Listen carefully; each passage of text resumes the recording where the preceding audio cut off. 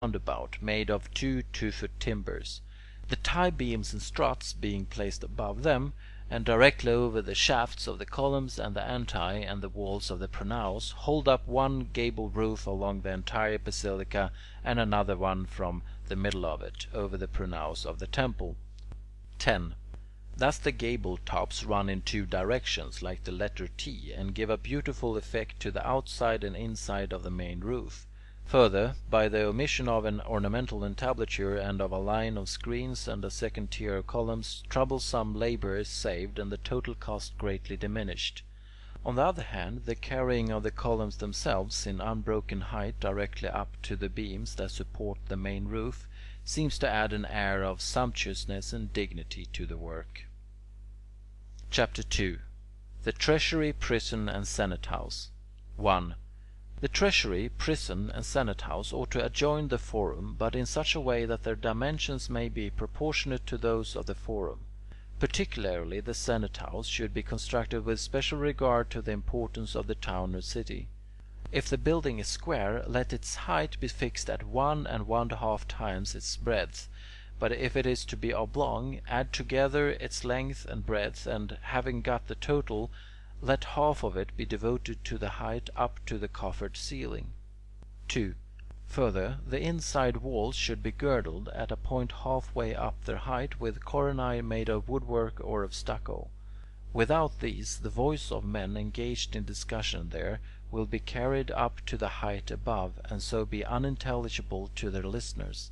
But when the walls are girdled with coronae, the voice from below, being detained before rising and becoming lost in the air, will be intelligible to the ear. Chapter 3. The theatre, its site, foundations, and acoustics. 1. After the forum has been arranged, next, for the purpose of seeing plays or festivals of the immortal gods, a site as healthy as possible should be selected for the theatre, in accordance with what has been written in the first book on the principles of healthfulness in the sites of cities. For when plays are given, the spectators, with their wives and children, sit through them spellbound, and their bodies, motionless from enjoyment, have their pores open into which blowing winds find their way. If these winds come from marshy districts or from other unwholesome quarters, they will introduce noxious exhalations into the system. Hence, such faults will be avoided if the site of the theatre is somewhat carefully selected. 2. We must also beware that it has not a southern exposure. When the sun shines full upon the rounded part of it, the air, being shut up in the curved enclosure and unable to circulate, stays there and becomes heated, and getting glowing hot, it burns up, dries out, and impairs the fluids of the human body. For these reasons, sites which are unwholesome in such respects are to be avoided, and healthy sites selected. 3. The foundation walls will be an easier matter if they are on a hillside, but if they have to be laid out on a plain or in a marshy place, solidity must be assured, and substructures built in accordance with what has been written in the third book on the foundations of temples. Above the foundation walls, the ascending rows of seats from the substructures up should be built of stone and marble materials. 4. The curved cross aisles should be constructed in proportionate relation, it is thought, to the height of the theatre, but not higher than the footway of the passage is broad. If they are loftier, they will throw back the voice and drive it away from the upper portions, thus preventing the case endings of words from reaching with distinct meaning the ears of those who are in the uppermost seats above the cross aisles. In short, it should be so contrived that a line drawn from the lowest to the highest seat will touch the top edges and angles of all the seats.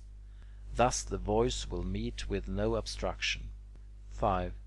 The different entrances ought to be numerous and spacious, the upper not connected with the lower, but built in a continuous straight line from all parts of the house, without turning, so that the people may not be crowded together when let out from the shows, but may have separate exits from all parts without obstructions. Particular pains must also be taken that the site be not a deaf one, but one through which the voice can range with the greatest clearness. This can be brought about if a site is selected where there is no obstruction due to echo. 6. Voice is a flowing breath of air, perceptible to the hearing by contact. It moves in an endless number of circular rounds, like the innumerably increasing circular waves which appear when a stone is thrown into smooth water, and which keep on spreading indefinitely from the centre unless interrupted by narrow limits or by some obstruction which prevents such waves from reaching their end in due formation. When they are interrupted by obstructions, the first waves, flowing back, break up the formation of those which follow. 7. In the same manner, the voice executes its movements in concentric circles, by while in the case of water the circles move horizontally on a plane surface, the voice not only proceeds horizontally, but also ascends vertically by regular stages. Therefore, as in the case of the waves formed in the water, so it is in the case of the voice. The first wave, when there is no obstruction to interrupt it, does not break up the second or the following waves, but they all reach the ears of the lowest and highest spectators without an echo. 8.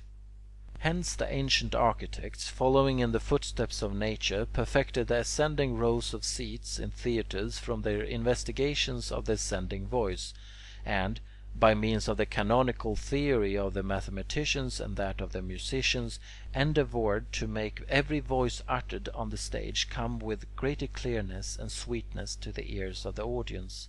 For just as musical instruments are brought to perfection of clearness in the sound of their strings by means of bronze plates or horn, so the ancient devised methods of increasing the power of the voice in theatres through the application of harmonics.